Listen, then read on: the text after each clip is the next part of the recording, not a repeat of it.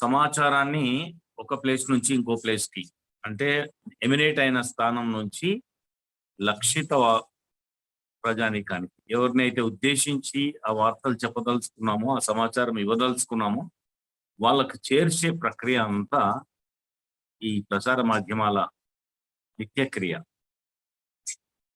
దాంట్లో ఏది సమాచారం, ఏది వార్త, ఏది వార్త కాదు, వార్తలేంటి, వార్తా కథనాలేంటి, ప్రత్యేక కథనాలేంటి, వీటన్నిటి గురించి కొంచెం బేసిక్ అండర్స్టాండింగ్ ఉంటే తర్వాత ఈ ప్రక్రియ మనం సమగ్రంగా సమర్థంగా నిర్వహించడానికి అవకాశం ఉంటుంది. ఏది వార్త అనే అంశం వచ్చినప్పుడు ఇది సుదీర్ఘకాలంగా మానవ సమాజాల్లో ఒక చర్చనీయాంశం. ఏది వార్త, ఏది వార్త కాదు. అనేక మంది అనేక రకాల నిర్వచనాలు ఇచ్చినారు వార్తకి. మరి ఏది వార్త అంటే ప్రతి సమాచారం వార్త అవుతుందా? ఫర్ ఎగ్జాంపుల్, ఈ వాటర్ బాటిల్లో వాటర్ ఉన్నాయి. ఈ వాటర్ బాటిల్లో వాటర్ ఉన్నాయి. ఇది వార్త. ఎవరికి చెప్పాలి? దాంట్లో సమాచారం లేదంటే సమాచారం ఉంది. వాటర్ బాటిల్లో సారాయో పాలో లేవు, వాటర్ బాటిల్లో నీళ్లు ఉన్నాయి అనేది ఒక సత్యము, ఒక సమాచారం. మరి ఇది వార్త అవుతుందా? అట్లా చెప్పుకుంటూ పోతే దానికి ఏమైనా పరిమితులు ఉన్నాయా? అనేక మంది అనేక రకాలుగా నిర్వచించినారు. కొత్త విషయాన్ని వార్త అంటారని, ఆసక్తి కలిగించేది వార్త అంటారని, ప్రయోజనం కలిగించే సమాచారం వార్త అంటారని. ఇట్లా వాటన్నిటిని క్రోడీకరించి ఒక సమగ్ర సమాచారం కోసం ప్రయత్నం చేసినా కూడా దాంట్లో సంపూర్ణత్వం రాదు. ఏ కాంప్రిహెన్షన్, ఏ ఫుల్ ఫ్లెడ్జెడ్నెస్ అనేది రాదు. అందుకని మనము దాని యొక్క మౌలిక స్వరూపాన్ని దృష్టిలో పెట్టుకొని మనం ఏమనుకోవచ్చు అంటే, కొత్తది, ఆసక్తి కలిగించేది, ప్రయోజనం కలిగించే ఏ సమాచారమైనా వార్తే అని అనుకున్నాం అనుకోండి. ఇది చాలా ఏరియాను కవర్ చేస్తుంది, ఉన్నంతలో సమగ్రత ఇస్తుంది.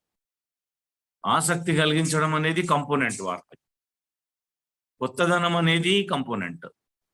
అట్లాగే ప్రయోజనం అంటే ప్రయోజనం ఏ రకమైన ప్రయోజనం అని అనొచ్చు. మళ్ళా ఒకరికి ప్రయోజనమైంది ఇంకొకరి ప్రయోజనం కాదు అన్నప్పుడు దాన్ని ఎట్లా అంటే ఏ రకమైన ప్రయోజనమైనా కావచ్చు. మనం నిన్న మాట్లాడుకుంటున్నప్పుడు నిన్న మొన్న ప్రసార మాధ్యమాల యొక్క లక్ష్యం ఏంటి? ఇన్ఫార్మింగ్, ఎడ్యుకేటింగ్, ఎంటర్టైనింగ్, మోటివేటింగ్ అన్నాం ప్రధాన కణాలు. ఈ ప్రధానమైన 4 లక్ష్య సాధన కోసం ఏ ప్రసార మాధ్యమాలు పనిచేస్తున్నాయో వాటి నుంచి లబ్ధి పొందే వాళ్లకు అది ప్రయోజనమే కనుక అట్లాంటి ప్రయోజనం ఏదైనా నెరవేర్చేదే ఈ వార్తలో ఉన్న సమాచారం. ఫర్ ఎగ్జాంపుల్, వాళ్ళకి ఇన్ఫర్మేషన్ ఇస్తుంది. వాళ్ళకి తెలియదు ఇప్పుడు బాటిల్లో ఏముందో అనే ఒక సందేహం ఉంది, కానీ వాడికి ఈ బాటిల్లో నీరుంది అనే ఒక క్లారిటీ వచ్చింది. అంతవరకు ఇది సమాచారమే. అయితే ఏ బాటిల్ అన్నది ముఖ్యం. ఏ బాటిల్ అయినా నీరే ఉంటుందా? కాదు కదా. ఏ పర్టికులర్ బాటిల్లో నీరుంది అంటే, ఫర్ ఎగ్జాంపుల్, అప్పుడే విమానం దిగుతున్న భారత ప్రధాని నరేంద్ర మోడీ చేతిలో ఒక నీలం రంగు బాటిల్ ఉంది, దాంట్లో నీళ్లు ఉన్నాయి అంటే అది సమాచారమే పబ్లిక్. ఎందుకు ఆ బాటిల్ పట్టుకున్నాడు ఏంటి అని ఒక క్యూరియాసిటీ వేధిస్తున్న లక్షలు కోట్ల మందికి you are catering by giving information that bottle contains water, దాంట్లో నీళ్లు ఉన్నాయి. అదే ఏ దిలీప్ రెడ్డియో, ఏ వెంకటేశమో, ఏ నరసింహలో బాటిల్ పట్టుకుంటే ఎవరికి పట్టింది చెప్పండి? ఆ వ్యక్తిని బట్టి అది వార్త. అంటే దీన్ని బట్టి సమాచారం అనేది వ్యక్తుల్ని బట్టి, స్థలాల్ని బట్టి, సమయాన్ని బట్టి, సందర్భాన్ని బట్టి అనేక రకాలుగా అది వార్త అవ్వచ్చు, అవ్వకుండా పోవచ్చు. అట్లా మనం వార్తని అండర్స్టాండ్ చేసుకోవాలి. వార్త గురించి అవగాహన కలిగింది. ఏది వార్త అనంటే ఏదైనా కొత్తది, ఆసక్తి కలిగించేది, కొంచెం ఉపయోగపడేది వార్త అని అనుకుంటే ఎస్. ఈ వార్తలు ఎందుకు అంటే మళ్ళీ మనం మొదటికి వెళ్తే మానవ సమాజాలు ఎట్లా పరస్పరం ఆధారితమై ఉపయోగకరమైన వార్తలు సమాచారాన్ని తమ నిత్య జీవితంలో తమ జీవన ప్రమాణాలని జీవిత గమనాన్ని ఉన్నతీకరించుకునే క్రమంలో ఈ సమాచారం వాళ్ళకు ఉపయోగపడుతుంది కనుక వార్త అవసరం. ఎప్పుడో పూర్వకాలంలో కొన్ని వేల సంవత్సరాల క్రితం సంస్కృతంలో రాస్తే ఒక దాదాపు 1000 సంవత్సరాల కిందట కవిత్రయం నన్నయ తిక్కన ఎవరన్నా తెలుగీకరిస్తే అట్లాంటి మహాభారతంలో వార్తయందు జగము వర్తిల్లుచున్నది అదియే లేని నాడు అఖిల జనులు అంధకారమగ్నులగుదురు కావున వార్త నిర్వహింపవలయునదిపా అని ఒక పద్యం ఉంది అని చెప్తారు.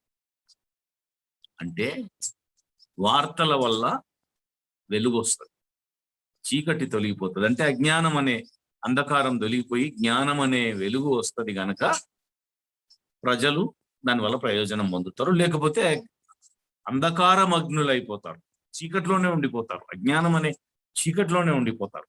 అట్లా కాకుండా వాళ్ళని వెలుగు వైపు నడిపించాలి అని అంటే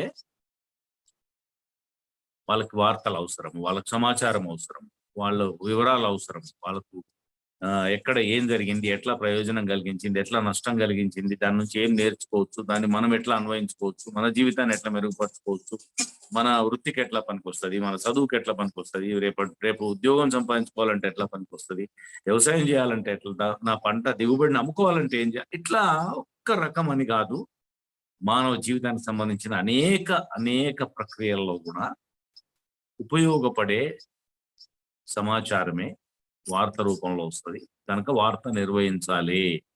వార్త ప్రక్రియ ప్రాసెస్ మీడియా షుడ్ కంటిన్యూ అనే సెన్స్ ఆ పద్యంలో. అట్లా మనం వార్తల్ని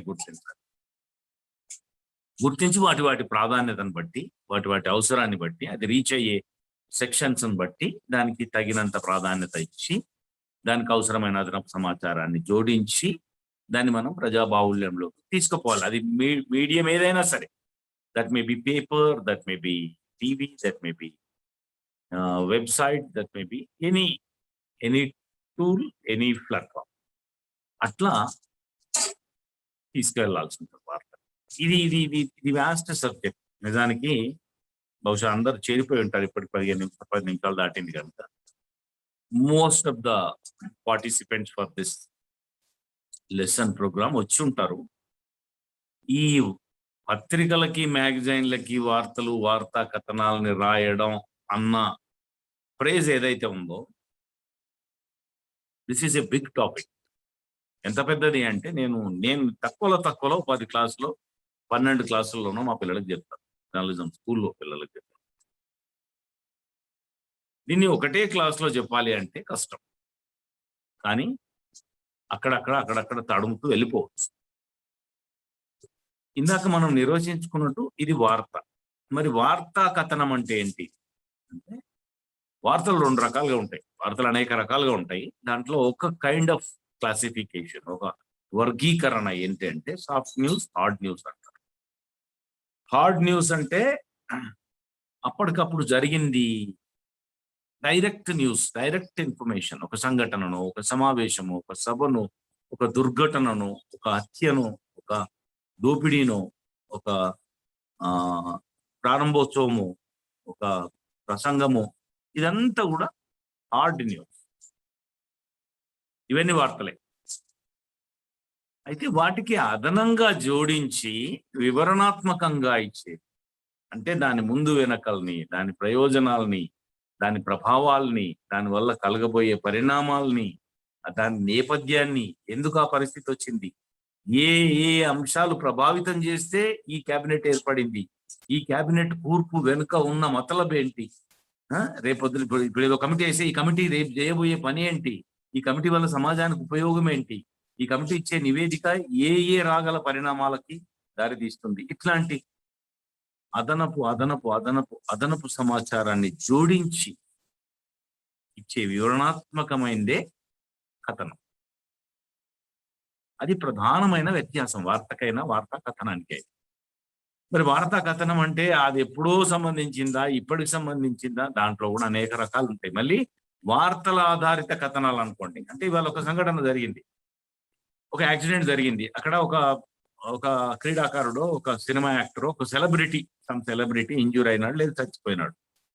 అది అంతవరకు వార్త, హార్డ్ న్యూస్. కానీ ఎక్కడ చనిపోయినాడు? అక్కడెక్కడో కట్టంగూరు దగ్గర చచ్చిపోయాడు. ఏంటి ఆ కట్టంగూరు అంటే, అది విజయవాడ హైదరాబాద్ నేషనల్ హైవే మీద ఉంది. ఎందుకు జరుగుతుంది? ఏమైనా కారణం ఉందా దానికి? అదొక మూల మలుపు ఉంది. ఆ మలుపు దగ్గర సరైన సిగ్నల్ పోస్టులు కానీ, సరైన హెచ్చరిక బోర్డ్స్ కానీ లేవు. ఆడ వేగం అప్పటి వరకు జమ్మని స్ట్రైట్ గా ఒక 10 కిలోమీటర్లు స్ట్రైట్ ఉంటది. అప్పుడు వేగంగా వస్తుంటాయి వెహికల్స్. కానీ సడన్ గా ఆడ ఒక టర్నింగ్ ఉంది.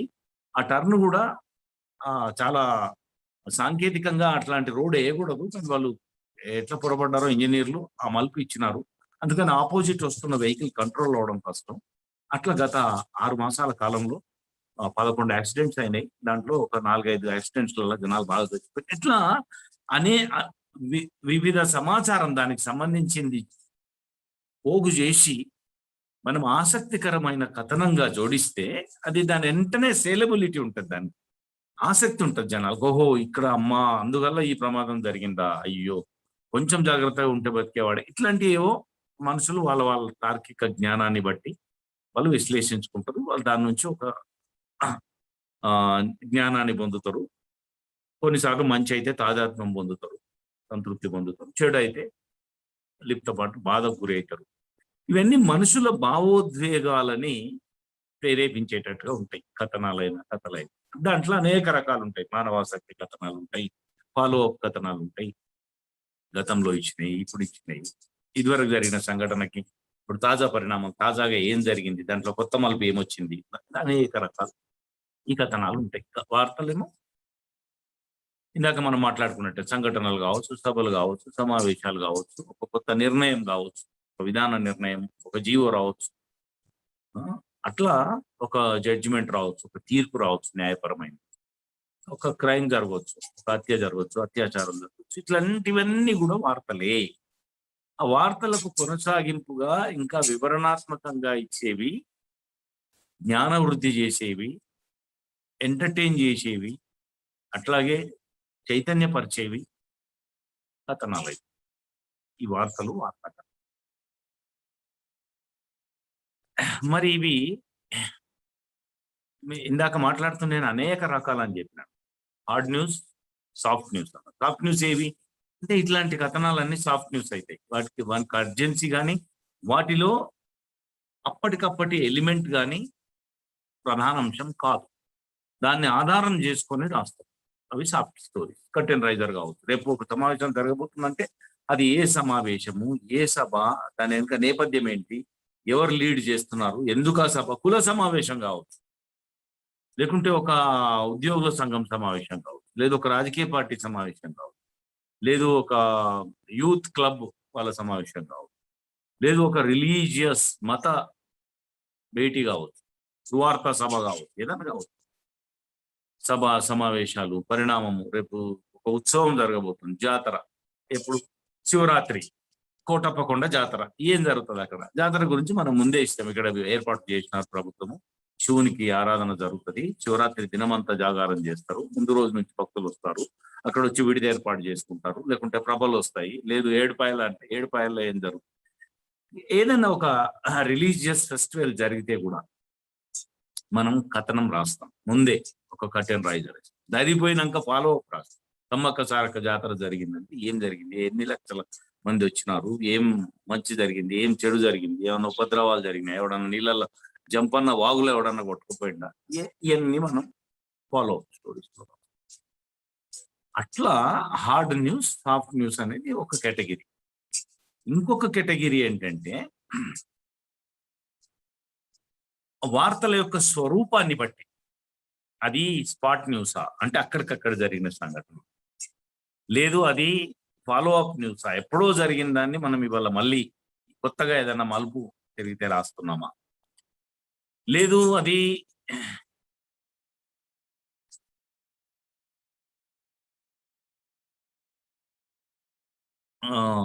మనం ఏమంటాం అవైటెడ్ న్యూస్ అంటాం ఇంగ్లీష్ లో, నిరీక్షిత వార్తలు. ఫర్ ఎగ్జాంపుల్ ఒలింపిక్స్ ఎప్పుడో డిసైడ్ అవుతుంది. 4 ఏళ్ల నాడు జరగబోయే ఒలింపిక్స్ ఎక్కడ జరుగుతాయి అనేది ఇప్పుడే డిసైడ్ అయిపోతుంది.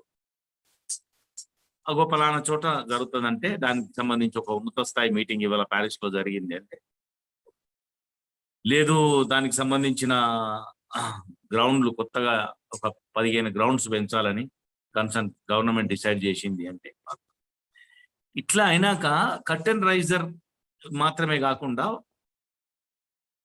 కౌంట్ డౌన్ కూడా స్టార్ట్ అయింది.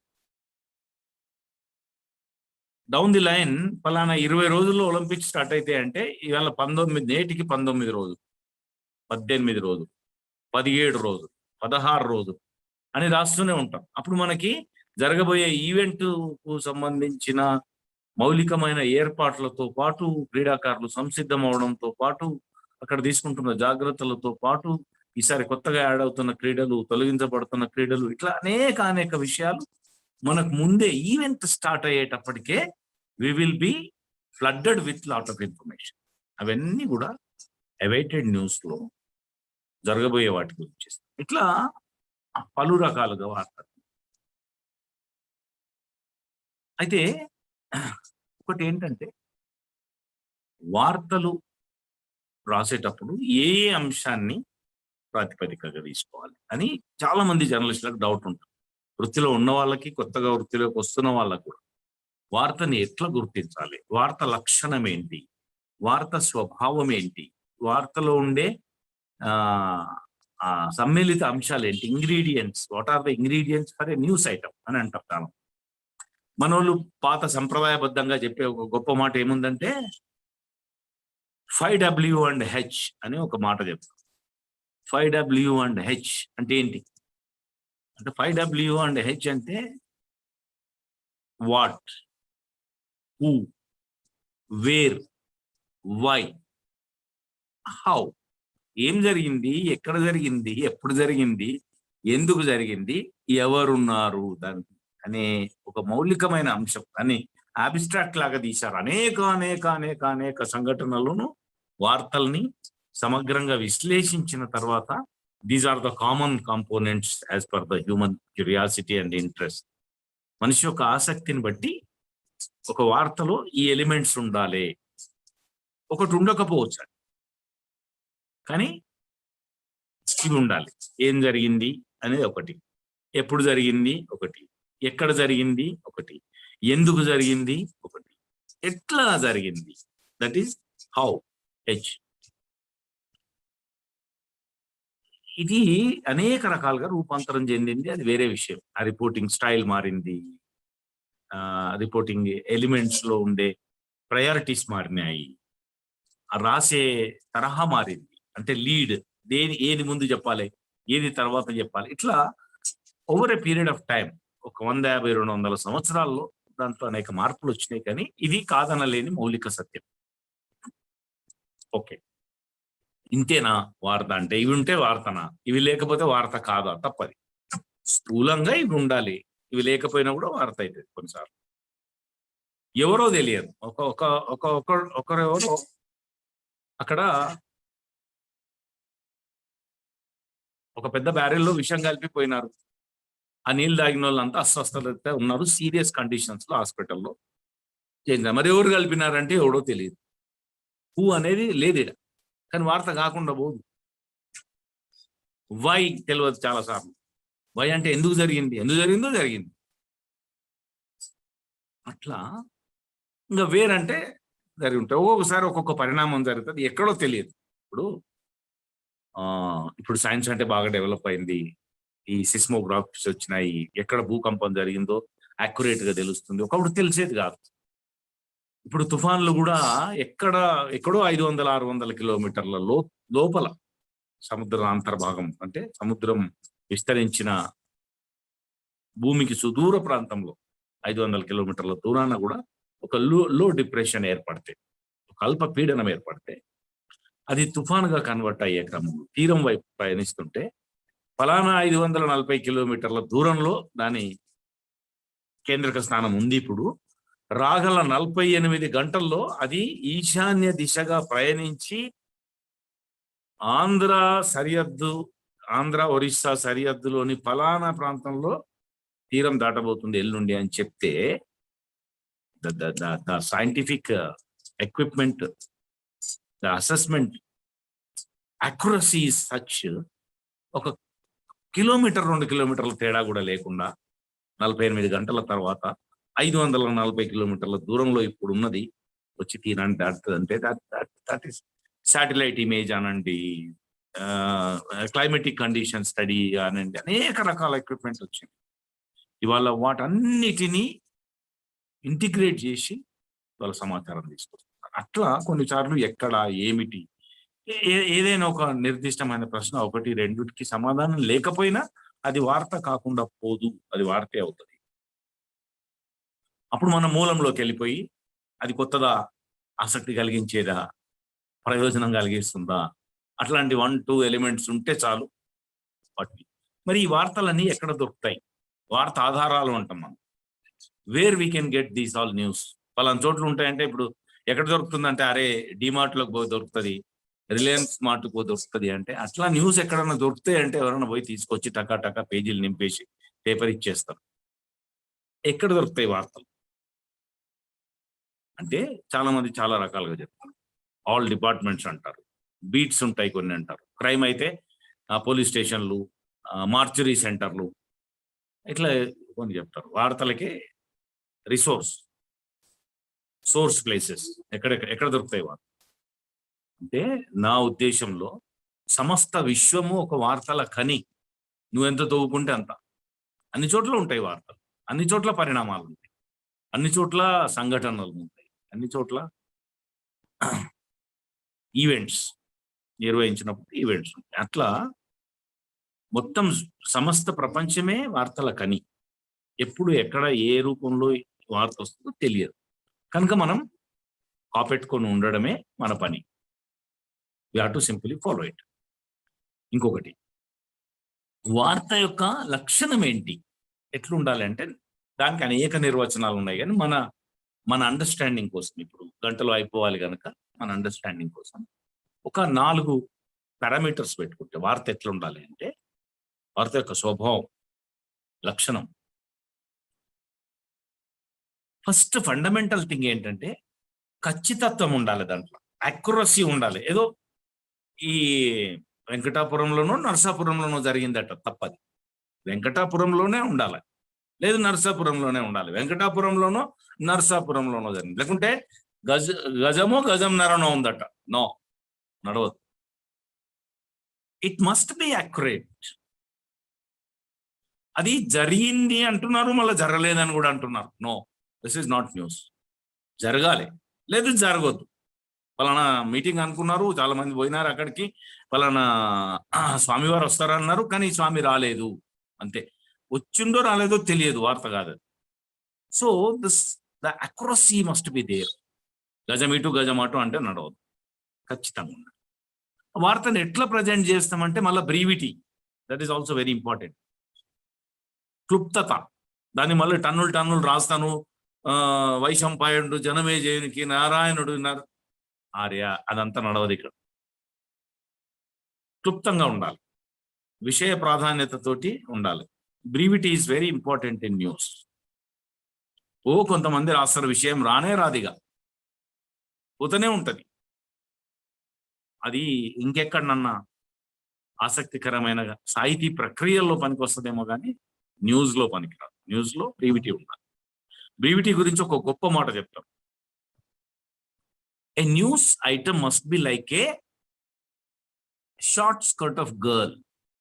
అంటే పొట్టి గౌన్ అంటాం చూడు, పొట్టి గౌన్, అమ్మాయి గుండె పొట్టి గౌన్ లాగా ఉండాలట. అని మళ్ళీ ఏమంటాడు, it must be short enough to cover, long enough to expose. చూడండి ఎంత గొప్పగా చెప్పినాడు. A news item must be like a short skirt of girl. అంటే ఒక అమ్మాయి పొట్టి గౌన్ లాగా ఉండాలి, షార్ట్ ఎనఫ్ టు కవర్ అంటే మూసి ఉంచడానికి సరిపోయేటంత పొట్టిగా ఉండాలి, లాంగ్ ఎనఫ్ టు ఎక్స్పోజ్ అంటే ఆమె యొక్క శరీర సౌష్ఠవం యొక్క అందాన్ని బయటి ప్రపంచానికి చూపించగలిగేటంత పొడవు ఉండాలి. అంతకుమించి పొడవు ఉండకూడదు, అంతే ఉండాలి పొడవు. మరి పొట్టి ఎంత ఉండాలంటే కవర్ చేసేటంత పొట్టిగా ఉండాలి. ఆమె వ్యక్తిగత అవయవాలు కానీ, మర్మ అవయవాలు కానీ ఏవైతే సమాజానికి ఎక్స్పోజ్ చేయకూడదో వాటిని కాపెట్టి వాటిని కప్పి ఉంచేటంత షార్ట్గా ఉండాలి. ఆమె అందాల్ని ప్రదర్శన చేసేటంత పొడవుగా ఉండాలి అని a news item must be like a short skirt of girl, long enough to cover, short enough to expose అని చాలా గొప్పగా చెప్పినారు. వార్త కూడా అట్లనే ఉండాలి, విషయం ఉండాలి, ఏది మిస్ కాకూడదు, అన్ని విషయాలు తెలిసి రావాలి, అట్లనే టన్నులు రాయకూడదు, కుదించి రాయాలి. ఇది బ్రీవిటీ. యాక్యురసీ ఉండాలి, బ్రీవిటీ ఉండాలి.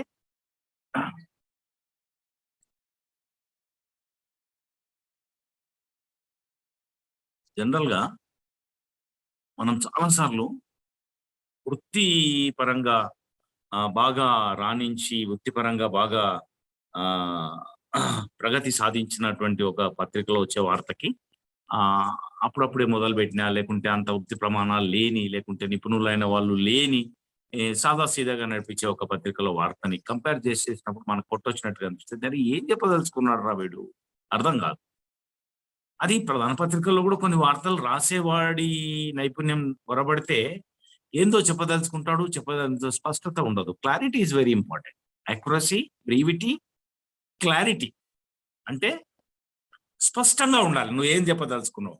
నువ్వేదో చెప్పబోయి ఎక్కడో మొదలుపెట్టి మధ్యలో ఎక్కడికో వచ్చి ఇంకెక్కడికో పోయి ఏదో చెప్పబోయి ఆయన అసలు విషయం వదిలిపెట్టి దాన్ని వదిలేవనుకో ప్రజల మీదకి, ఎవరికి అర్థం కాదు. అది అది ప్రమాదకరం. అది ఉపయోగం కూడా ఉండదు. దానివల్ల ప్రయోజనం తక్కువ. కనుక యాక్యురసీ ఉండాలి, బ్రీవిటీ ఉండాలి, అంటే ఖచ్చితత్వం ఉండాలి, క్లుప్తత ఉండాలి, స్పష్టత ఉండాలి, అండ్ ఆబ్జెక్టివిటీ ఉండాలి. నిష్పక్షపాతంగా కూడా ఉండాలి. That is objectivity also very important. సత్యసంధత అంటారు. It must be true. Truth. ఏ వార్తలో ఏముండాలంటే సత్యం ఉండాలి, సత్యమే ఉండాలి. సత్యానికి అతీతమైంది, సత్యం కానిది ఏది ఉండకూడదు. ఈ 4 చాలా ఇంపార్టెంట్ కంపోనెంట్స్. అయితే ఇవి వచ్చిన తర్వాత, ఈ 4 వచ్చిన తర్వాత ఎట్లా రాయాలి అని అంటారు చాలా మంది. ఎట్లా రాయాలి అంటే ఎట్లా మొదలు పెట్టాలి, కథనం ఎట్లా చెప్పాలి. ఒక సంఘటన చూసి వచ్చాడు, ఒక మీటింగ్ పోయి వచ్చాడు, ఒక యాక్సిడెంట్ జరిగింది, లేదు ఒక ఉత్సవం జరిగింది, అక్కడ ఉదయం నుంచి సాయంత్రం వరకు జరిగింది, లేదు ఒక గంట సేపు జరిగింది, ఒక విలేకరుల సమావేశం జరిగింది అరగంట. దీన్ని ఎట్లా రాయాలి సార్, ఎట్లా మొదలు పెట్టాలి, ఎక్కడ మొదలు పెట్టాలి, ఎట్లా, ఏది ముందు చెప్పాలి, ఏది తర్వాత చెప్పాలి, what is the order, is there any uniformity, దానికి ఏదన్నా బండ గుర్తుందా, ఇట్లనే రాయాలి అని ఉందా అనే ఒక క్వశ్చన్ వస్తుంది. అందరు ఒక తీరే రాస్తారా అంటే చాలా వరకు ఒక తీరు రాస్తారు, కొన్నిసార్లు వైవిధ్యం ఉండవచ్చు. కానీ వీటన్నిటినీ సూత్రీకరించే ఏదన్నా డెఫినేషన్ ఉంటుందా, ఏదన్నా మోడల్ ఉంటుందా, ఎట్లా రాయాలి అని ఉంటుందా అంటే ఉంటది. ఎట్లా జరిగిందో అట్లనే రాయాలని మాత్రం ఉండదు. దయచేసి గమనించండి నేను చెప్పేది జాగ్రత్తగా. ఎట్లా జరిగిందో అట్లనే రాయాలి, అదే క్రమంలో రాయాలి అని ఉండదు. మరి ఎట్లా రాయాలంటే మానవ ఆసక్తిని ప్రామాణికం చేసుకొని రాయాలి. Human interest. ఇప్పుడు ఫర్ ఎగ్జాంపుల్ మీరు ఇంట్లో నుంచి బయలుదేరి మీరు మీ చెల్లెల వాళ్ళ ఊరికి పోదామని బస్ ఎక్కిపోతే ఎక్కడో మార్గ మధ్యంలో యాక్సిడెంట్ జరిగింది. మీరు మీ బస్కి ఏం కాలేదు, మీరు కిటికీల నుంచి చూస్తున్నారు, ఒక జీబు అదుపు తప్పి ఒక చెట్టు గుద్దుకుంది. అక్కడ జనాలంతా, ఆ జీబులో ఉన్న వాళ్ళంతా చల్ల చెదరగా పడిపోయినారు. అందులో ఒకరిద్దరు చచ్చిపోయినట్టున్నారు, ఇంకో ఇద్దరిని హాస్పిటల్ తీసుకుపోతున్నట్టున్నారు. ఆడ చర్చ జరుగుతూ ఉంది, మాట్లాడుతూ ఉన్నారు. ఆ జీబు ఎవరితో చెప్పి ఇట్లా జరిగింది అనుకోండి. ఈ సంఘటన మీరు ప్రజలకు చెప్పాలి, బయట ప్రపంచానికి, ప్రజాబాహుల్యానికి చెప్పేటప్పుడు ఆ రోజు శుక్రవారం నేను ఉదయమే లేచి చెల్లెలు వాళ్ళ ఊరికి వెళ్దామని లేచిన, స్నానం చేసిన, కొత్త బట్టలు వేసుకున్నా. కొత్త బట్టలు అంటే మరీ కొత్తవి కావు, అంతకు ముందు ఎప్పుడో వాడినవే, కానీ తాజాగా ఇస్త్రీ చేసినవి. వేసుకొని పోతున్నా, బస్సు రాలేదు. అరగంట నిరీక్షించిన. సరే, అరగంట నిరీక్షించిన తర్వాత బస్సు వచ్చింది. వాడు డ్రైవర్ నెమ్మదిగా నడుపుతున్నాడు. నేను వెళ్తుంటే మధ్యలో రంగాపురం వచ్చేటప్పటికి సడన్ గా బస్సు ఆగిపోయింది. శబ్దాలు వినిపిస్తున్నాయి, బయట అన్ని ఆహకారాలు. ఏంటి అంటే ఒక యాక్సిడెంట్ జరిగింది. యాక్సిడెంట్ ఏం జరిగింది అంటే ఒక జీప్ పోయి చెట్టు గుద్దుకుంది. గుద్దుకున్న తర్వాత ఏమైంది, అక్కడ జనాలు పడ్డారు. దాంట్లోంచి కొంతమందికి రక్తం కారుతుంది, కొంతమంది ఏడుస్తున్నారు, కొంతమంది మంచిగానే హుషారుగా లేచిన కాబట్టి వాళ్ళకేం కాలేదు. తర్వాత తెలిసింది ఏంటంటే చనిపోయారు. తర్వాత గాయపడ్డ వాళ్ళని హాస్పిటల్‌కి తీసుకుపోయారు. ఇట్లా మీరు ఎట్లా జరిగిందో ఆ ఆర్డర్‌లో రాస్తే ఎవడికైనా ఇంట్రెస్ట్ చెప్పండి. మీరు వార్త రాయడం పక్కకు పెట్టండి. మీరు ముచ్చట చెప్తున్నారు. ఎవరికన్నా పోతే యాక్సిడెంట్ జరిగింది అనంగానే ఏమంటాడు, ఏమన్నా అయిందా? ఎవరికైనా ఏమన్నా అయిందా? అంటారు. అంటే అయింది. ఓ ఇద్దరు చచ్చిపోయినారు. ఇద్దరు చచ్చిపోయినరా? ఎంతమంది ఉండ్రు అంటే, అందులో ఒక 5గురు ఉండి ఇద్దరు చచ్చిపోయినరు. ముగ్గురు మాత్రం సీరియస్‌గా ఇంజ్యూర్ అయిండ్రు. ఇంజ్యూర్ అయిండ్రా?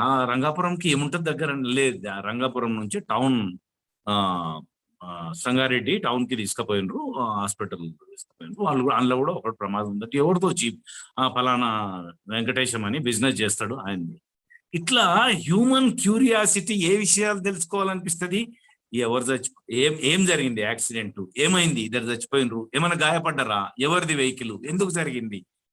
ఇట్లా మన హ్యూమన్ క్యూరియాసిటీ ఏ ఆర్డర్‌లో ఉంటదో, మనం ఇచ్చే ఇన్ఫర్మేషన్ యాక్సిడెంట్ అనేది నేను ఎగ్జాంపుల్ చెప్పిన. యాక్సిడెంట్ కాకపోతే పొలిటికల్ సభ కావచ్చు, ఒక పండుగ కావచ్చు, ఉత్సవం కావచ్చు, ఒక దుర్ఘటన కావచ్చు, ఒక రాబోయే క్రీడాంశం కావచ్చు. ఏదైనా కావచ్చు. వాటెవర్ న్యూస్ మనం ఇందాక మాట్లాడుకున్న న్యూస్ ఏదైనా. ఆ న్యూస్ ఏదైనా పాఠకుడికి అందజేస్తున్నప్పుడు ఏ క్రమంలో దాని వివరణ ఉండాలి అంటే హ్యూమన్ క్యూరియాసిటీ, హ్యూమన్ ఇంట్రెస్ట్, మనిషి ప్రయోజనం. ప్రయోజనం కూడా ముఖ్యమే. ఇప్పుడు ఫర్ ఎగ్జాంపుల్ ఈసారి వర్షాలు బాగున్నాయి. సగటు వర్షపాతానికంటే ఎక్కువ పడతాయి. దీనివల్ల స్ప్రెడ్ ఓవర్ అనేది జూన్ నుంచి మొదలు పెడితే సెప్టెంబర్ మధ్య వరకు ఉంటది. అంటే పంటలకు అనుకూలంగా ఉంటది. పంటలు వేసుకోవచ్చు. అయితే దీర్ఘకాల పంటల కంటే స్వల్పకాల వ్యవధి పంటలైతే బాగుంటది. ఎందుకంటే ఎలినినో ఎఫెక్ట్ వల్ల ఇవి ఒక్కసారి పడవు వర్షాలు. నెమ్మదిగా 5, 6 నెలల ఇట్లా ఏదో వాడికి ఉపయోగపడే సమాచారాన్ని ఆ ఆర్డర్‌లో, ప్రయారిటీ ఆర్డర్‌లో ఇప్పుడు ఫర్ ఎగ్జాంపుల్ గ్యాస్ ధర పెరిగింది. ఎంత పెరిగింది? ఎప్పటినుంచి అమల్లోకొస్తది? సబ్సిడీ అయితే ఎంత? నాన్ సబ్సిడీ అయితే ఎంత? ఇట్లా మనిషి అవసరాల్ని తీర్చేటప్పుడు అది నువ్వు మొట్టమొదట చెప్పే ప్రాధాన్యత అంశం ఏదంటే మొత్తం రాష్ట్రంలో ఉన్న అందరికీ వర్తించేది.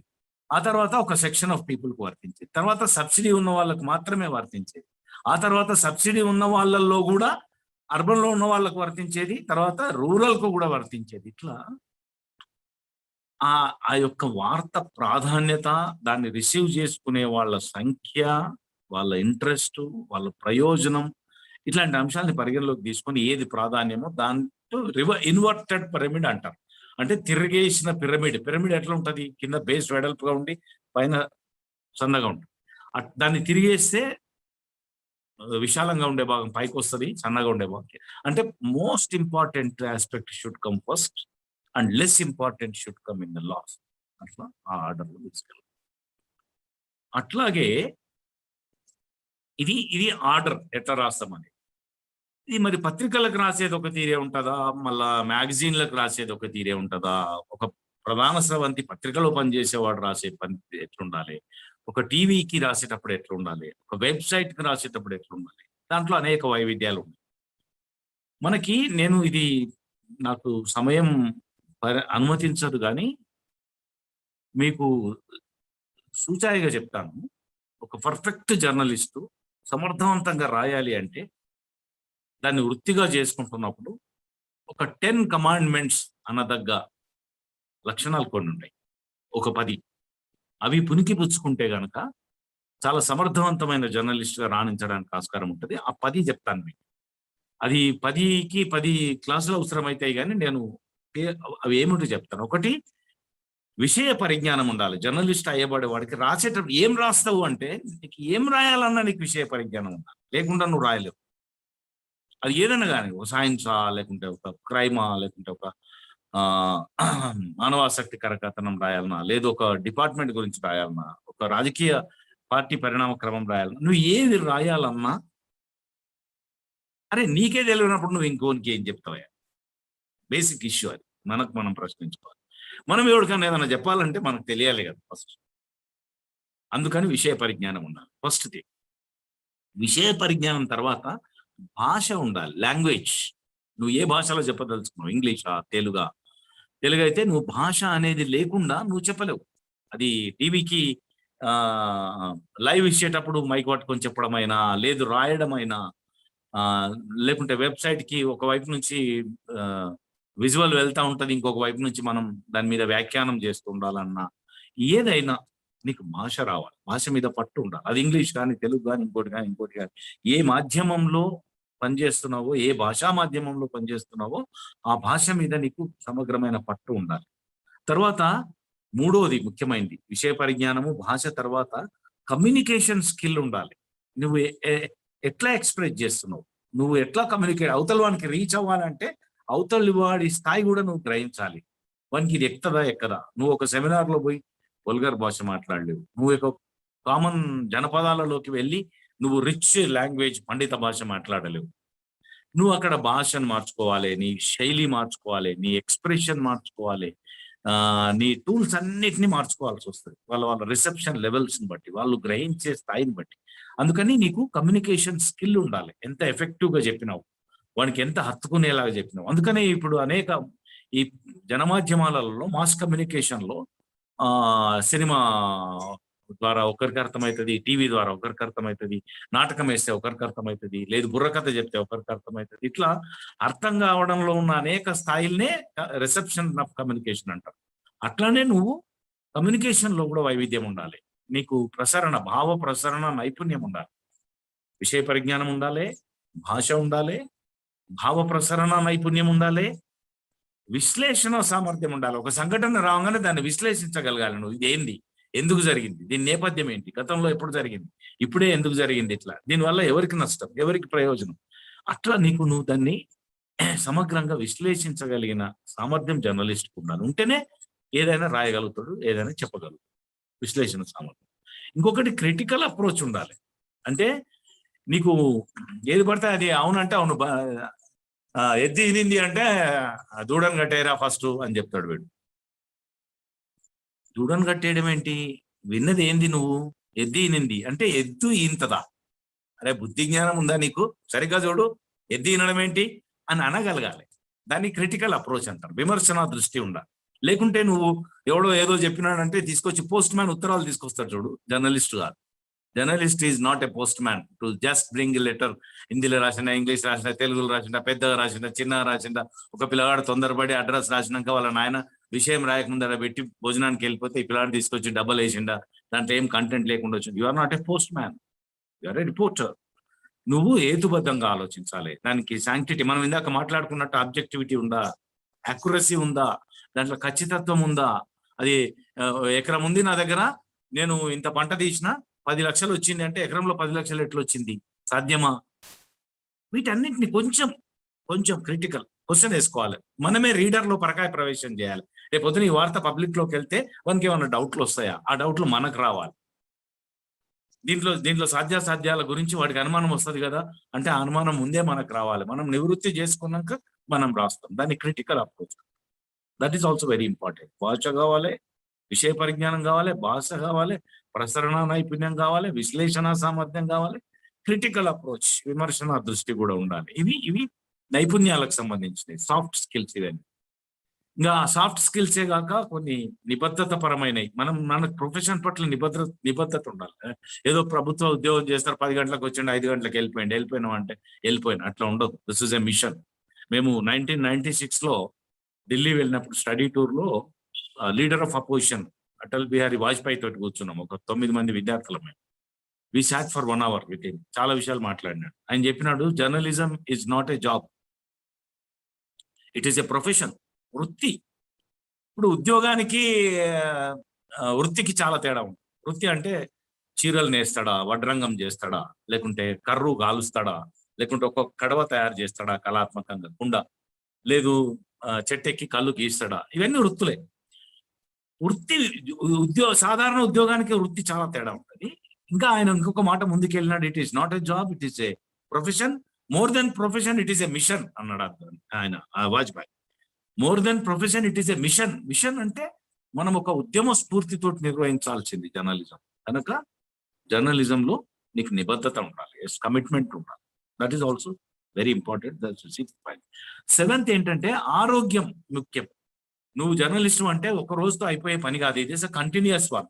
నువ్వు ఆ రోజు చూసినావు, మళ్ళీ ఇవాళ నువ్వు ఉంటే రిపోర్ట్ చేసినంత ఎఫెక్టివ్ ఇంకోటి చేయలేడు. అంటే నువ్వేమంటావు, నాకు ఇలా జలుబు సార్, ఇట్లా రన్నింగ్ నోస్ ముక్కులకి వెళ్ళి పొద్దుటి నుంచి కారుతూనే ఉంది, నేను రాలేని వాళ్ళ.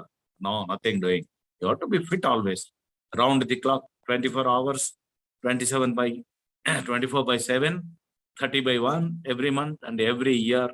You must be fit. దానికోసం శరీరాన్ని పటిష్టంగా ఉంచుకోవాలి. Sound mind in a sound body అన్నారు. శరీర మాధ్యం కలుధర్మ సాధనం. నువ్వేం చేయాలన్నా ఈ దేహం మీదనే చేయాలి కనుక జాగ్రత్తగా ఉంచుకోవాలి. తాగడం, తందనాలు ఆడడం, ఏ అర్ధరాత్రి వచ్చి పడుకోవడం, 10, 11, 12 దాకా లేవకపోవడం, ఈ చీటికి మాటికి చిన్న చిన్న వాటికే జ్వరాలు రావడం, ఇవి జర్నలిస్ట్ పనికిరావు. జర్నలిస్ట్ అంటాడు ఈ మస్ట్ బి ఫిట్ ఆల్వేస్. క్షేత్రం ఎరిగిన వాడు క్షేత్రజ్ఞుడు అన్నాడు గీతాకారుడు కూడా. నీ దేహం గురించి నీకు తెలియాలి. నువ్వు ఎన్ని సాధించాలన్నా ఈ దేహం మీదనే సాధించాలి కనుక దీన్ని పట్టించి. ఇప్పుడు భూమి, ఎకరం భూమి ఉన్న రైతు భూమిని ఎంత పాబందీ చేసుకుంటాడండి. ఈ సీజన్ ముందట ఏం చేస్తాడు, సీజన్ వచ్చినప్పుడు ఏం చేస్తాడు, కలుపు మొక్కలు పెరిగితే ఏం చేస్తాడు, ఏ పంట లేనప్పుడు కూడా పోయి రాళ్ళు రప్పలు ఏరేసుకొని వస్తాడు. అట్లా నీ దేహాన్ని ఉంచుకోవాలి. That is very important aspect.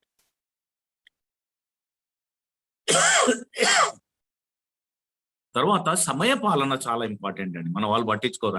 ఏముంది నేను ఎప్పుడు పోతే అప్పుడు. అమితాబ్ బచ్చన్ చెప్తాడు కదా, हम जहाँ खड़े हुए वहां से बीट शुरू होता. నేను ఏడ నిలబడతానో ఆడికెళ్ళి క్యూ స్టార్ట్ అవుతుంది. అమితాబ్ బచ్చన్ చెప్తాడు కదా. Yes, is such a great personality. He may say like that, but we cannot say that. నేను పోతే ఎట్లా స్టార్ట్ చేస్తాడు ప్రెస్ కాన్ఫరెన్స్? నేను ముందే స్టార్ట్ చేస్తాడా? తప్పది. We should not do that. We should not indulge. నేను అంటున్నానని కాదు, ఉన్నారు ఇట్లాంటి జర్నలిస్టులు చాలా మంది.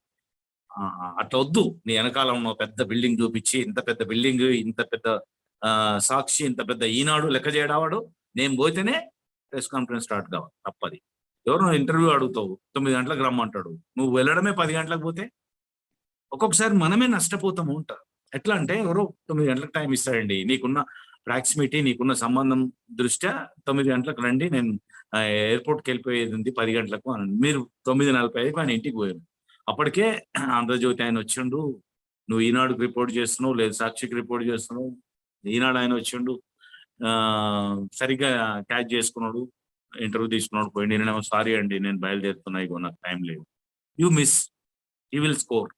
ఊరికే ఎగ్జాంపుల్ చెప్తున్నా, ఇక్కడనే కాదు, చాలా చాలా సందర్భాల్లో, చాలా చాలా సమయాల్లో మనం టైం ఫంక్చువాలిటీ ప్రాపర్గా లేకపోవడం వల్ల నష్టపోయిన సందర్భాలు ఉంటాయి.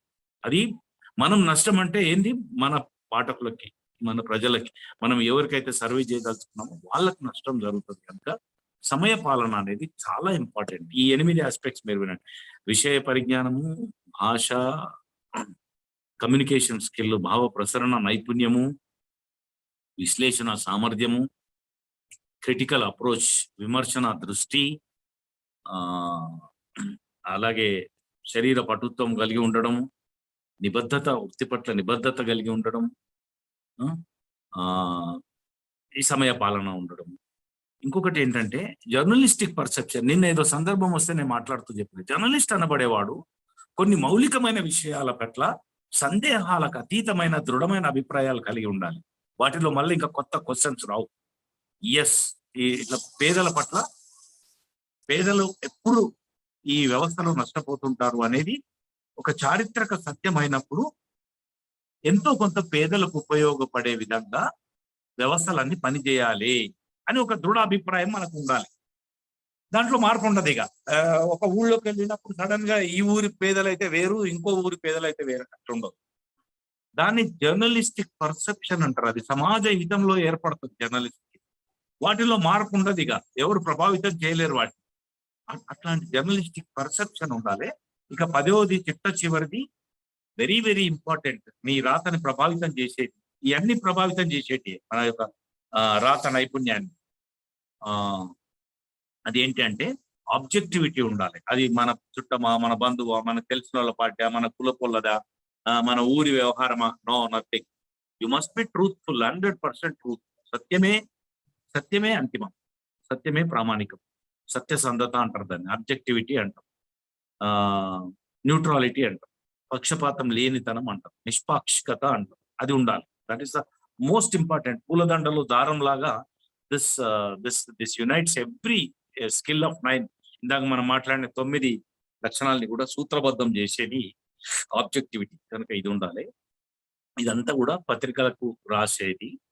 అయితే దినపత్రికలకు, టీవీకి, వెబ్‌సైట్‌కి లాంటి ఫీచర్ రైటింగ్ అని కూడా ఒక టాపిక్ ఉంది దీంట్లో. మ్యాగజైన్‌లకు రాసేది. మ్యాగజైన్‌లకు రాసేది ఇంత యాక్యురసీ, ఇంత స్పాట్ ప్రాధాన్యత ఉండదు. అది వివరంగా ఉంటది. అదనపు సమాచారం ఉంటది. నాలెడ్జ్ ఓరియెంటెడ్‌గా ఉంటది. ఎంటర్‌టైన్‌మెంట్ అయితే ఎంటర్‌టైన్‌మెంట్ ఓరియెంటెడ్‌గానే ఉంటది. ఒక సెక్టోరియల్ ఇంట్రెస్ట్ అంటారు. అంటే ఒక్కొక్కరి అభినివేశం, ఒక్కొక్కరి ఆసక్తిని బట్టి క్యాటర్ చేస్తారు. స్పోర్ట్స్ న్యూస్ ఉన్నాయి, బిజినెస్ న్యూస్ ఉన్నాయి, లేదు ఆహ్, లైఫ్ స్టైల్ న్యూస్ ఉన్నాయి. అవి ఆయా సెక్షన్‌లకు అవి ఆసక్తి గనక వాళ్ళ అవసరాలు తీర్చే విధంగా వాళ్ళ స్థాయికి వెళ్లి మనం వివరణాత్మకంగా ఇవ్వాలి మ్యాగజైన్ రాసేటప్పుడు.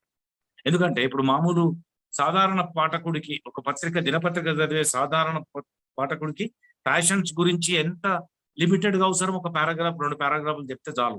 హ్మ్. మారుతున్న ఫ్యాషన్‌ల గురించి. కానీ ఒక ఫ్యాషన్ మ్యాగజైనే రన్ చేస్తున్నప్పుడు నువ్వు ఫ్యాషన్స్‌ని డీటెయిల్‌గా రాయాలి. పారిస్‌లో కొత్తగా ఏం పుట్టుకొచ్చినాయి? జుబ్బాలు ఎట్లుంటున్నాయి ఇప్పుడు? లైన్ కటింగ్ ఎట్లుంటున్నాయి? స్లీవ్‌లెస్ జాకెట్స్ ఎట్లా ఉంటున్నాయి? Ah, ah, well fit pant అంటే ఎట్లుంటుంది? స్టే ఫిట్టా? ఇట్లా ఇంకా లోతుగా విశ్లేషించాల్సొస్తది మ్యాగజైన్‌లో అయితే. సమగ్ర సమాచారంతోటి ఇవ్వాల్సొస్తది. వైవిధ్యభరితంగా ఇవ్వాల్సొస్తది మ్యాగజైన్‌లకు రాసేటప్పుడు. ఆహ్, దినపత్రికలకు రాసేటప్పుడు మనం ఇందాక మాట్లాడుకున్న క్లారిటీ ఉండడము, యాక్యురసీ ఉండడము, బ్రీవిటీ ఉండడం, అట్లా కొన్ని లక్షణాలు. ఇట్లా మనం దేనికి రాసేటప్పుడు ఆ అవసరాలకు తగ్గట్టుగా రాసే నైపుణ్యం మనలో ఉండాలి అంటే ఇందాక చెప్పినట్టు రాసే ఏ ప్రతిభ, నీకు భావనా శక్తి విస్తృతంగా ఉండాలి. నీకు ఊహాశాల్యత ఉండాలి. You can imagine what is going to happen. ఏం జరుగుతది అని నీ అనుభవమే అక్కడ పనికొస్తది. దాంతోటి నువ్వు ఊహ చేసి నువ్వు అనలైజ్ చేయడం. అనాలిసిస్‌కి అదే ముఖ్యం. గతం గుర్తుపెట్టుకోవడం, భవిష్యత్తు గురించి అంచనా వేయడం, ఇవన్నీ యాక్యురసీ‌గా జరిగినప్పుడు నీ అనాలిసిస్ కూడా అద్భుతంగా ఉంటుంది. చదివేవాడు కూడా అరే! నా భావాలు ఎత్తుకుపోయి రాసినట్టు రాసినాడే, నాకిట్లనే అనిపిస్తుంది వారం రోజుల నుంచి అని ఒక ఆర్టికల్ చదువుతున్నప్పుడు, అబ్బా! ఎప్పుడొచ్చినాడురా వీడు పరకాయ ప్రవేశం చేసి నేను 3, 4 రోజుల నుంచి అనుకుంటూనే అని రాసి పడేసినాడు అని ఎక్కువ మంది అనుకుంటే you are a successful writer. అట్లా నీ ఊహశాల్యత, భావ నైపుణ్యం, నీవు వ్యక్తీకరణ ఎక్స్‌ప్రెషన్ అనేది ఎంత పొటెన్షియల్‌గా ఇప్పుడు పదండి ముందుకు, పదండి దోసుకు, పోదాం పోదాం పైకి అని ఆ పదాలు కూర్చిన తీరు గాని, ఆ భావాన్ని వరదలా ప్రవహింపజేసిన తీరు గాని శ్రీశ్రీని అంత గొప్ప మహారచయితగా, యుగకర్తగా నిలబెట్టింది. ఎందుకు అంటే మనకు తెలిసిన పదాలే అవి. మనం నిత్య జీవితంలో వాడేటివే. కానీ ఆయన రాసే తీరు ఏదో ఉంటది. పదండి ముందుకు, పదండి దూసుకు, పోదాం పోదాం పైకి అంటే ఆ పేర్చిన ఆర్డర్ ఏదైతే ఉందో అది ఉత్తేజాన్ని కలిగిస్తది. ఇట్లా రక్తము పరిగెత్తించి ఒంటి మీద రోమాలు నిక్కపొడిచే విధంగా చేసే ఇది కూడా రాతలోనే ఉంటది.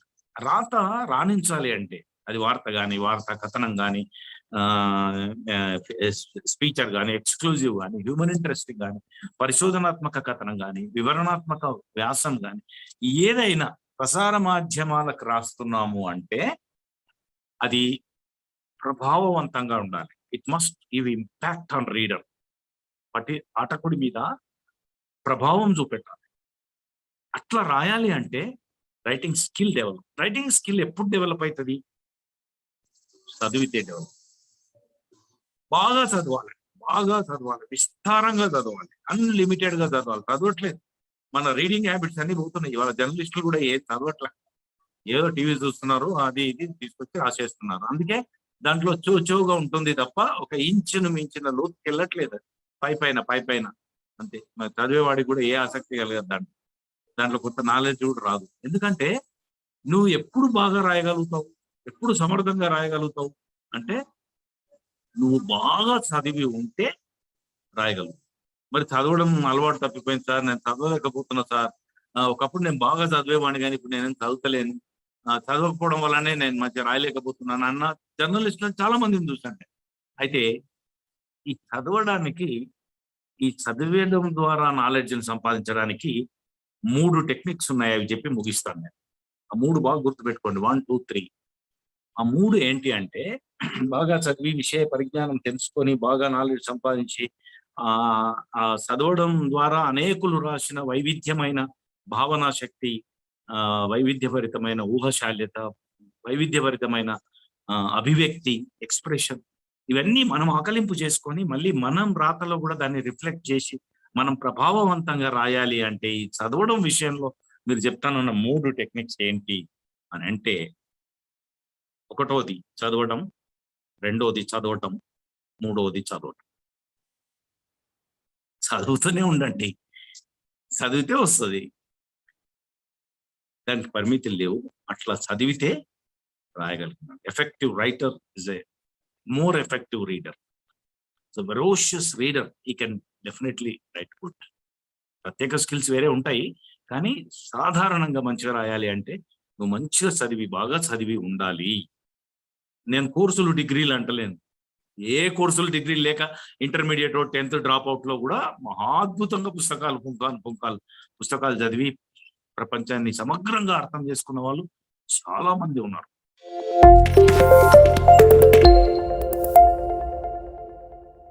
Hi sir, I am Pratyusha from Ongole. చెప్పు ప్రత్యూష. యాక్చువల్లీ నా డౌట్ ఏంటంటే, ఇప్పుడు మనం న్యూస్ కలెక్ట్ చేసినప్పుడు దాన్ని మనం ఇన్వెస్టిగేట్ చేసి ఒరిజినాలిటీ బట్టి దాన్ని అది నిజం ఎంత అనేది కనుక్కొని రాసే రైట్ మనకు ఉందా? ఎంతవరకు ఇన్వెస్టిగేట్ చేయొచ్చు? Yes, we can investigate anything. Sky is the limit. There is no restriction అమ్మా. ఒక పరిశోధనాత్మక కథనం రాస్తా అంటే అది ఏదైనా, ఒక ఘటన గాని, ఒక పరిణామం గాని, ఒక ఏదైనా కూడా మనకు పరిమితి అంటూ లేదు. మనం ఇన్వెస్టిగేట్ చేయొచ్చు. మనం సత్యమే ప్రామాణికం, సత్యంని ఆధారం చేసుకొని, సత్యంనే ప్రాతిపదికగా చేసుకొని మనం పరిశోధన చేసి మనం ఏ విషయాన్నన్నా తీసుకొచ్చి రాయొచ్చు.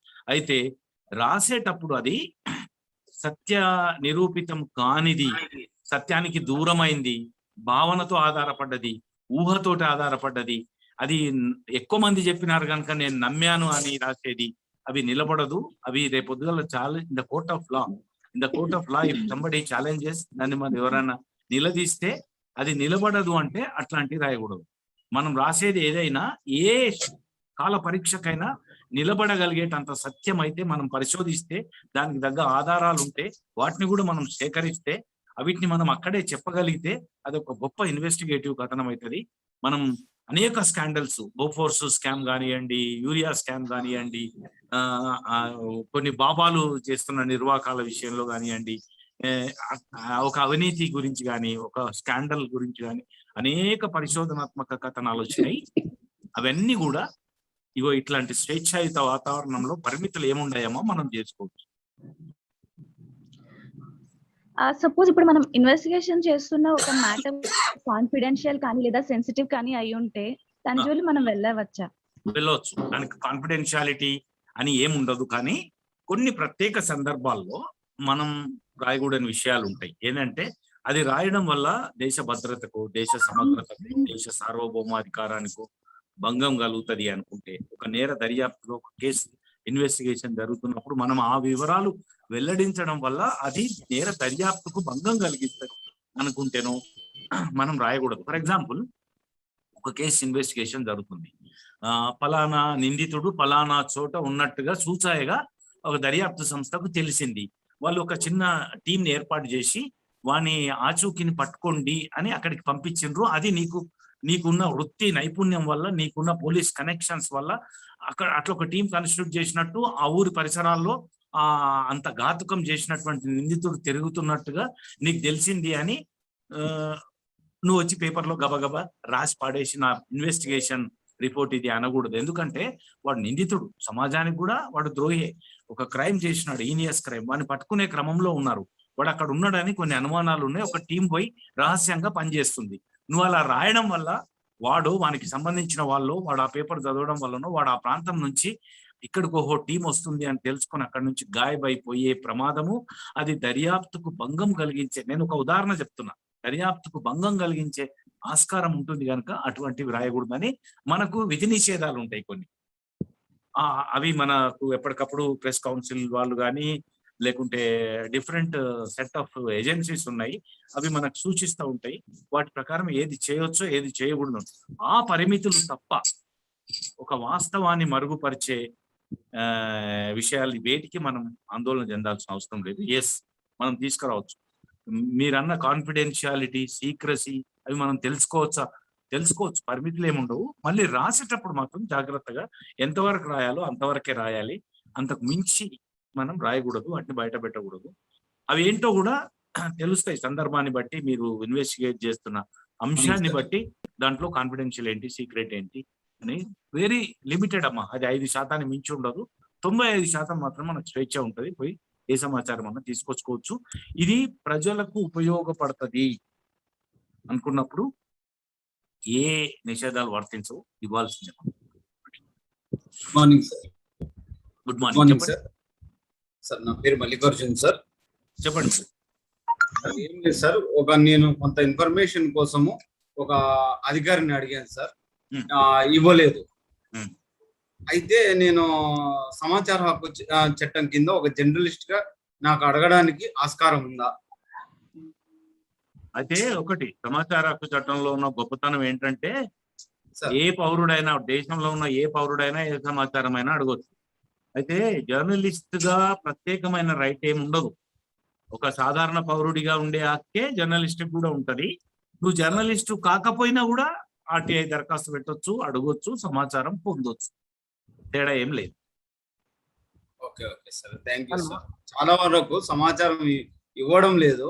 అయితే ఖచ్చితంగా మీరు ఒక లెటర్ రాసి ఇవ్వండి, నేను ఖచ్చితంగా అప్పుడు ఇస్తాను అంటున్నాను. రాసియండి, ఏమైంది, నష్టమేముంది దాంట్లో? నేను జర్నలిస్ట్ ని, నాకు ఈ సమాచారం కావాలి, నేను వార్త కింద రాసుకోవడానికి నాకు ఈ సమాచారం అవసరం ఉంది, రాసియండి అని ఒక కాగితం మీద రాసియండి, 4 లైన్లు, ఏముంది. Okay, thank you sir.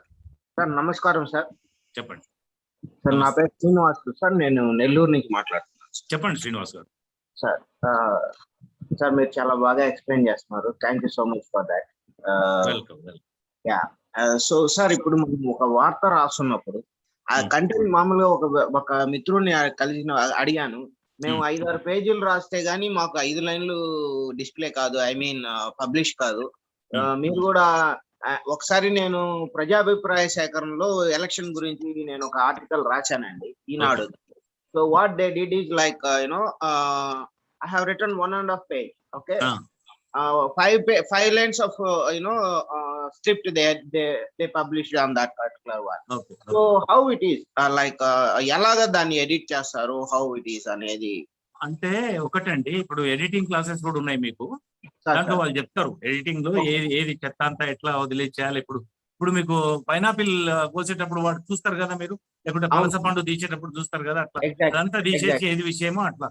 అయితే మనం విషయం రాసేటప్పుడు మనం ఏది ఉపయోగకరమో అదే రాయడం అలవాటు చేసుకుంటే, ఇందాక మనం బ్రీవిటీ, యాక్యురసీ అని మాట్లాడినాం చూడు, అట్లా మనం దాని కనుక ఎంత పబ్లిషబుల్ ఉంటుందో, ఎంత యోగ్యం అవుతుందో, ఎంత ప్రచురించడానికి వీలవుతుందో అంతే రాస్తే ఎక్స్ప్రెషన్ లో గొప్పతనం అండి అది. నేను ఇప్పుడు చదవండి అని ఎందుకన్నానంటే, ఎప్పుడో 1000 సంవత్సరాల కిందట మహాభారతం, రామాయణం రాసినప్పుడు వాళ్ళు 18 పర్వాల మహాభారతం రాసినాడు వ్యాసునికి పని లేదు, ఓపిక ఎక్కువ ఉన్నది, రాసిండు పుంకాలు 18 పర్వాలు రాసిండు, కొన్ని వేల శ్లోకాలు రాసిండు.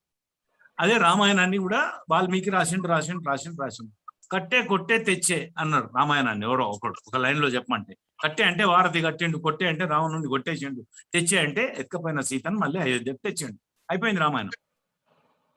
అంటే నువ్వు ఇప్పుడు 18 పర్వాల కావ్యాలు, తర్వాత ప్రబంధ కావ్యాలు, తర్వాత భావ కవులు, కవిత్వాలు, ఇట్లా వచ్చి చిన్న మినీ కవితలు, తుమ్రీలు, నానీలు, ఇప్పుడు ఎట్లా వచ్చింది చూడండి ఎక్స్ప్రెషన్. వాడు అంటాడు, మీకు ఒక లైన్ చెప్తా,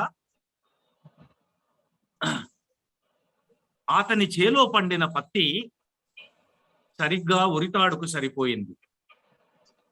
గంతే, ఒక లైన్ రాశాడు, అతని చేలో పండిన పత్తి సరిగ్గా ఉరితాడుకు సరిపోయింది. చూడండి దాంట్లో ఎంత భావన ఉంది. పత్తి అనేది ఉంది, వ్యవసాయం ఉంది, రైతు కడగంలో ఉన్నాయి. పత్తి ఒక కమర్షియల్ క్రాప్, దానికి విత్తనము, దానికి పెస్టిసైడ్స్, వాడి ఘోష, వాడు చివరికి ఏమి బాపుకోలేక ఆత్మహత్య చేసుకునే దుస్థితి దాకా ఇవాళ వ్యవసాయం ఎంత దిగజారిందో ఒక లైన్ లో చెప్పిండు, అతడి చేలో పండిన పత్తి సరిగ్గా ఉరితాడుకు సరిపోయింది. That is expression. నువ్వు ఎంత పొటెన్షియల్ గా, ఎంత పకడ్బందీగా ఎక్స్ప్రెస్ చేసినావు అనే దాన్ని బట్టి ఉంటుంది. ఎన్ని పేజీలు రాసినావు, ఎన్ని టన్నులు రాసినావు అన్నది ప్రామాణికం కాదు. అది అట్లా మనం అలవర్చుకోవాలి.